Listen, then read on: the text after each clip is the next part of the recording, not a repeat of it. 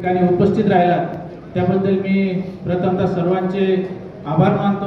आजच्या कार्यक्रमाचे आपले अध्यक्ष आणि तालुक्याचे नवे, जिल्ह्याचे नवे, राज्याचे लोकप्रिय आमदार निलेश लंके साहेब, मला सर्वांना सांगावंसं वाटतं, आमदार साहेबांच्या बद्दल आपल्याला सर्वांना, जिल्ह्याला, राज्याला सर्वांना माहिती आहे की गोरगरीब जनतेची सेवा करून आज जो माणूस आपल्या देशात सेलिब्रिटी म्हणून वावरत आहे ते म्हणजे आमदार निलेश लंके साहेब। मित्रांनो, अशीच गेल्या महिन्यात एक मीटिंग झाली।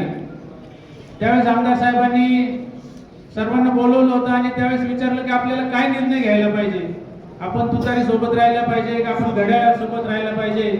या निर्णयात बहुसंख्य सर्व जे पत्रिका वाटत होते, जिल्ह्यात जे फिरत होते, या सर्व सदस्यांनी सांगितलं की तालुक्याची एकच मागणी आहे साहेब की आपण तुतारी सोबत म्हणजे शरदचंद्रजी पवार साहेबांसोबत जायला पाहिजे।